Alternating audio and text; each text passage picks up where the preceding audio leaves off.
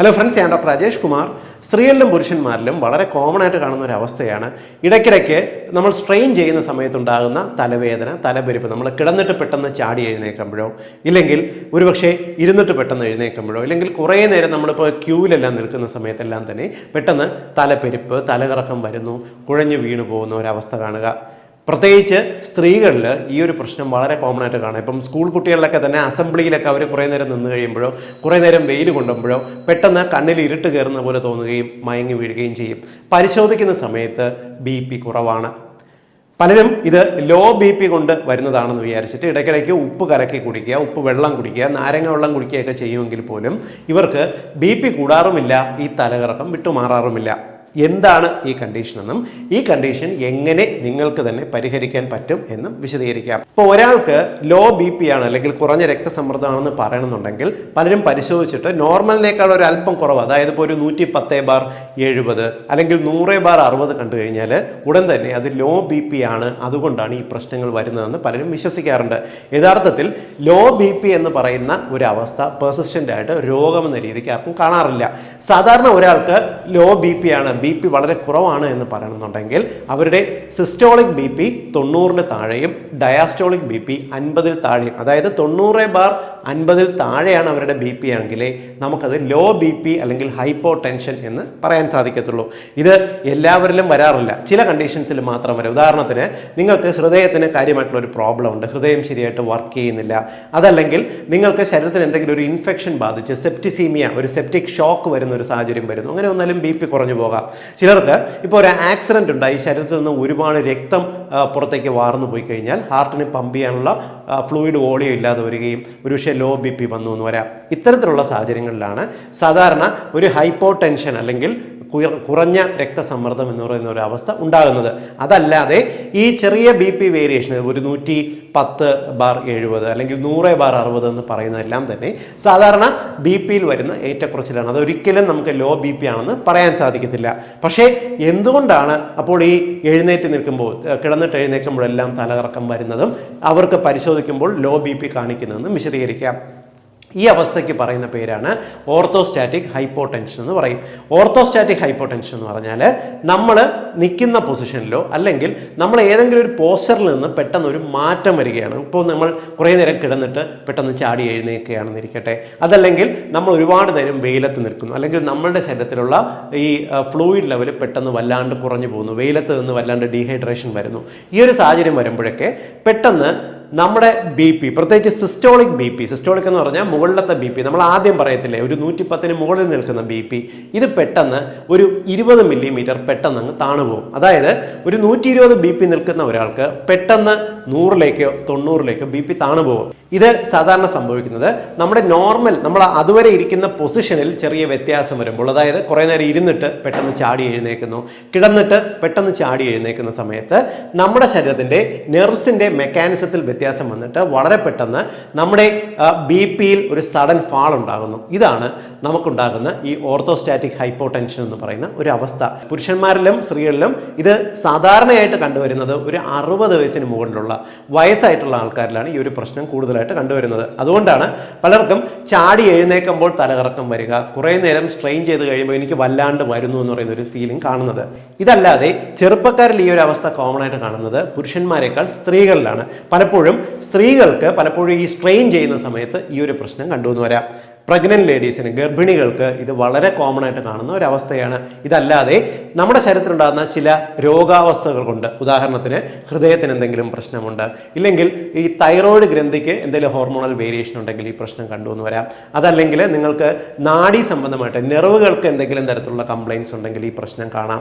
ഇതല്ലാതെ ചിലർ ഇപ്പോൾ കണ്ടിന്യൂസ് ആയിട്ട് ബെഡ് റിഡൺ ആയിരിക്കുന്നു, അതായത് ഇപ്പോൾ എന്തെങ്കിലും ഒരു അസുഖത്തിൻ്റെ ഭാഗമായിട്ട് നമ്മൾ കണ്ടിന്യൂസ് ആയിട്ട് കുറേ നേരം കിടക്കുകയാണ്, അതിനുശേഷം നമ്മൾ പെട്ടെന്ന് എഴുന്നേക്കാൻ ശ്രമിക്കുകയാണെങ്കിൽ നമുക്ക് ഈ ഓർത്തോസ്റ്റാറ്റിക് ഹൈപ്പോടെൻഷൻ വരാം. തലകറങ്ങി വീണുവെന്നോ അല്ലെങ്കിൽ തലയ്ക്ക് പെരുപ്പോ കണ്ടുവെന്ന് വരാം. അമിതമായിട്ട് മദ്യപിക്കുന്ന, പതിവായിട്ട് മദ്യപിക്കുന്നവർക്ക് വളരെ കോമൺ ആയിട്ട് കാണുന്ന ഒരു അവസ്ഥയാണ് ഇത്തരത്തിൽ ബി പിയിൽ വരുന്ന സഡൻ വേരിയേഷൻ. ഇത്തരം അവസ്ഥകളല്ലാതെ നിങ്ങൾ രക്തസമ്മർദ്ദത്തിൻ്റെ മരുന്ന് തുടർച്ചയായിട്ട് കൂടിയ ഡോസ് കഴിച്ചിരുന്നാലും നിങ്ങൾക്ക് ഇത്തരത്തിൽ ഈ ഓർത്തോസ്റ്റാറ്റിക് ഹൈപ്പോടെൻഷൻ കണ്ടുവന്ന് വരാം. ഇനി ഒരാൾക്ക് ഇത്തരത്തിൽ പൊസിഷണൽ വ്യത്യാസം കൊണ്ട് ഓർത്തോസ്റ്റാറ്റിക് ഹൈപ്പോടെൻഷൻ ഉണ്ട് എന്നുള്ളത് എങ്ങനെ തിരിച്ചറിയാം, അതിൻ്റെ ലക്ഷണങ്ങൾ എന്തെല്ലാം എന്ന് വിശദീകരിക്കാം.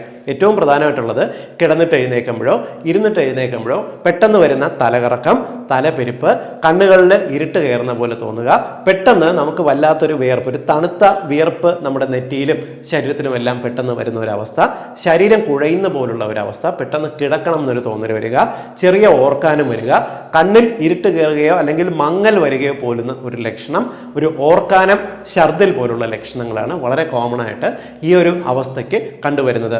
ഇനി ഒരാൾക്ക് ഇപ്പോൾ ഓർത്തോസ്റ്റാറ്റിക് ഹൈപ്പോടെൻഷൻ ഉണ്ട്, ഇത്തരത്തിൽ ബി പി സഡനായിട്ട് കുറയുന്നുണ്ടെന്നിരിക്കട്ടെ, എങ്ങനെ ഇത് സിമ്പിളായിട്ട് മാനേജ് ചെയ്യാമെന്ന് വിശദീകരിക്കാം. ഏത് രോഗാവസ്ഥ കൊണ്ടാണോ ഇതുണ്ടാകുന്നത് അതിനെ നമുക്ക് മെഡിസിനൽ മാനേജ്മെന്റും അതോടൊപ്പം വീട്ടിൽ ചെയ്യാവുന്ന ഈ കാര്യങ്ങളും നിങ്ങൾ പതിവായിട്ട് ചെയ്തു പോകാൻ ശ്രദ്ധിക്കുക. ആദ്യം നിങ്ങൾ ചെയ്യേണ്ടത്, നിങ്ങൾക്ക് ഇത്തരത്തിൽ ഓർത്തോസ്റ്റാറ്റിക് ഹൈപ്പോടെൻഷൻ ഉണ്ടെങ്കിൽ നിങ്ങൾ മധുരത്തിൻ്റെ ഉപയോഗം, അമിതമായിട്ടുള്ള കാർബോഹൈഡ്രേറ്റ്സിൻ്റെ, പഞ്ചസാരയുടെ ഉപയോഗം കുറയ്ക്കണം.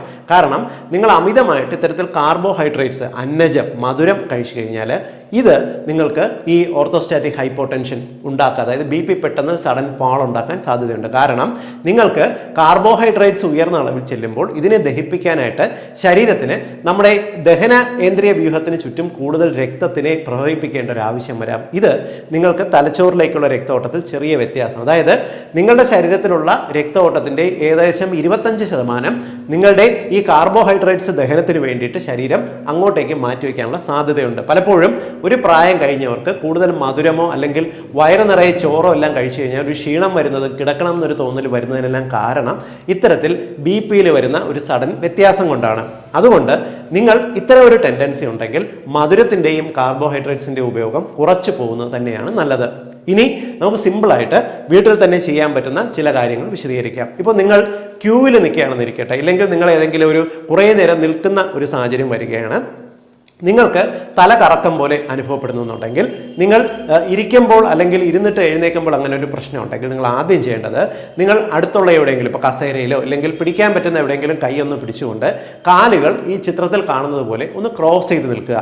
കാലുകൾ ഇങ്ങനെ ക്രോസ് ചെയ്ത് നിന്ന് കഴിഞ്ഞാൽ നിങ്ങളുടെ ബി പി സഡനായിട്ട് കുറഞ്ഞു പോകാതെ ഒന്ന് സ്റ്റേബിളാക്കി നിർത്താനായിട്ട് സാധിക്കും. നിങ്ങൾ കൈ എവിടെയെങ്കിലും ഒന്ന് പിടിച്ചുകൊണ്ട് വേണം കാലുകൾ ഇങ്ങനെ ക്രോസ് ചെയ്ത് നിൽക്കാൻ. ഇല്ലെങ്കിൽ നിങ്ങൾ കാലുകൾ ഇങ്ങനെ ക്രോസ് ചെയ്യുന്ന സമയത്ത് പെട്ടെന്ന് ബാലൻസ് പോയി നിങ്ങൾ മറിഞ്ഞു വീഴാൻ സാധ്യതയുണ്ട്. അതുകൊണ്ട് നിങ്ങൾ ഇത്തരം ഒരു ടെൻഡൻസി ഉണ്ടെങ്കിൽ ഇരുന്നിട്ട് എഴുന്നേറ്റ് തലയിറക്കത്തിൻ്റെ ടെൻഡൻസി കാണുകയാണെങ്കിൽ കൈ പിടിച്ചുകൊണ്ട് കാലുകൾ ഇങ്ങനെ ക്രോസ് ചെയ്ത് നിൽക്കാനായിട്ട് ശ്രദ്ധിക്കുക.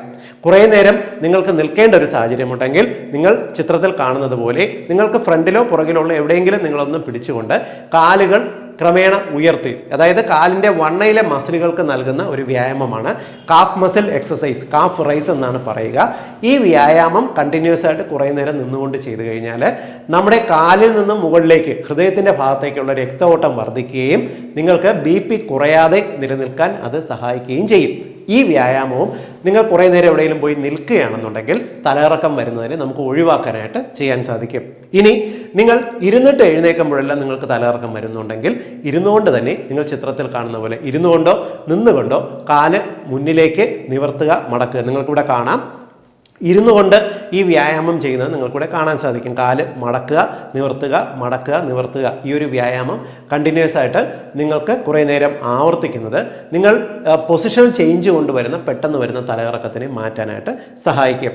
അതേപോലെ തന്നെ നിങ്ങൾ കസേരയിൽ ഇരുന്നിട്ട് ചിത്രത്തിൽ കാണുന്ന പോലെ നിങ്ങൾ ഒന്ന് എഴുന്നേക്കാൻ ശ്രമിക്കുക, എഴുന്നേക്കുക, ഇരിക്കുക. നിങ്ങൾ ഇങ്ങനെ ഈ ഒരു വ്യായാമം ചെയ്യുന്നത് നിങ്ങളുടെ കാലിലെ മുട്ടുകൾക്കും കാഫ് മസിലിനും ഹാംസ്ട്രിങ്, നിങ്ങളുടെ തുടയിലെ ഭാഗത്തുള്ള മസിലുകൾക്കും നൽകുന്ന വ്യായാമമാണ്. ഇതും ഹൃദയത്തിലേക്കുള്ള രക്തോട്ടം വർദ്ധിപ്പിക്കാനും ഈ പൊസിഷണൽ ചേഞ്ച് കൊണ്ട് നിങ്ങളുടെ ബി പി പെട്ടെന്ന് കുറഞ്ഞു പോകുന്നതിനെ നമുക്ക് ചെറുക്കാനും സഹായിക്കും. ഇത് ഏത് പ്രായത്തിലുള്ളവർക്കും ചെയ്യാവുന്നതാണ്. ഇപ്പോൾ വയസ്സായവരൊക്കെ ആണെന്നുണ്ടെങ്കിൽ നിങ്ങൾ ഈ സ്പീഡിൽ ചെയ്യേണ്ട, പതിയെ മാത്രം ഈ വ്യായാമം തുടർച്ചയായിട്ട് 10 മുതൽ 15 തവണ ഈ വ്യായാമം നിങ്ങളുടെ കസേരയിലിരുന്ന് കംഫർട്ടബിൾ ആയിട്ടുള്ള പൊസിഷനിലിരുന്ന് പതുക്കെ ചെയ്യാൻ ശ്രമിക്കുക. ഇതും നിങ്ങളുടെ ബി പി സ്റ്റേബിളാക്കി നിർത്താനായിട്ട് സഹായിക്കും.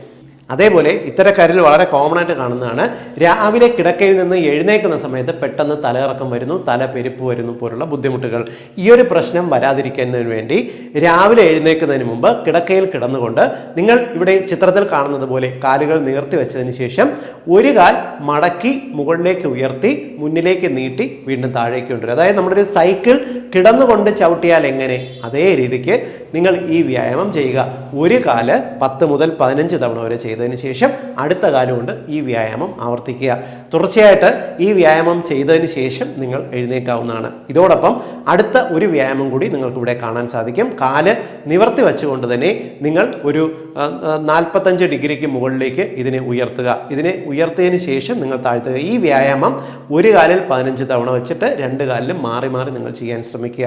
ഇതും നിങ്ങളുടെ BP കുറയാതെ, അതായത് കിടന്നിട്ട് പെട്ടെന്ന് എഴുന്നേൽക്കുമ്പോൾ നിങ്ങളുടെ BP കുറഞ്ഞു പോകാതെ ഒന്ന് ബോഡിയെ സ്റ്റേബിൾ ആക്കുന്നതിന് സഹായിക്കും. ഇതോടൊപ്പം തന്നെ മദ്യപാന ശീലമുണ്ടെങ്കിൽ നിങ്ങളിത് പരമാവധി കുറച്ച് മുന്നോട്ട് പോവുക. നിങ്ങൾക്ക് അമിതമായിട്ട് വെയിലായിട്ടുള്ള പ്രശ്നങ്ങളാണ് വരുന്നതെങ്കിൽ പ്രത്യേകിച്ച് വേനൽക്കാലത്ത് ആവശ്യത്തിന് ഹൈഡ്രേറ്റ് ചെയ്യുക. ദിവസം 3 ലിറ്റർ വെള്ളമെങ്കിലും കുടിക്കാനായിട്ട് ശ്രദ്ധിക്കണം. അതോടൊപ്പം തന്നെ വേനൽക്കാലത്ത് നമ്മുടെ ശരീരത്തിലുള്ള ലവണങ്ങൾ, മിനറൽസ്, സോഡിയം, പൊട്ടാസ്യത്തിനകത്തെല്ലാം വ്യത്യാസം വരാൻ സാധ്യതയുണ്ട്. ഫ്രൂട്ട്സും വെജിറ്റബിൾസും ധാരാളം കഴിച്ചിരിക്കാനായിട്ട് ശ്രദ്ധിക്കണം. അതോടൊപ്പം ഉപ്പിട്ട് വെള്ളം കുടിക്കുക, കഞ്ഞിവെള്ളം ഉപ്പിട്ട് കുടിക്കുക പോലുള്ള കാര്യങ്ങൾ ചെയ്തു കഴിഞ്ഞാൽ നമ്മുടെ രക്തത്തിലുള്ള സോഡിയം പൊട്ടാസ്യം ബാലൻസ് എല്ലാം നമുക്ക് മെയിൻറ്റെയിൻ ചെയ്യാൻ സാധിക്കും. ഇതും നമുക്ക് BP കുറഞ്ഞു പോകാതെ നിൽക്കാനായിട്ട് നമ്മളെ ഈ സാഹചര്യത്തിൽ സഹായിക്കും.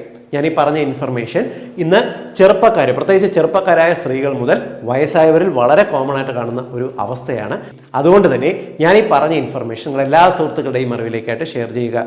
ഒരുപാട് പേർക്ക് വളരെ സിമ്പിളായിട്ട് അവരനുഭവിക്കുന്ന ഈ ഒരു പ്രശ്നം മറികടക്കാൻ ഞാൻ ഈ പറഞ്ഞ ഇൻഫർമേഷൻ ഉപകരിക്കുമെന്ന് ഉറപ്പാണ്. വീണ്ടും മറ്റൊരു അവസരത്തിൽ മറ്റൊരു വിഷയമായി കണ്ടുമുട്ടാം. ബൈ.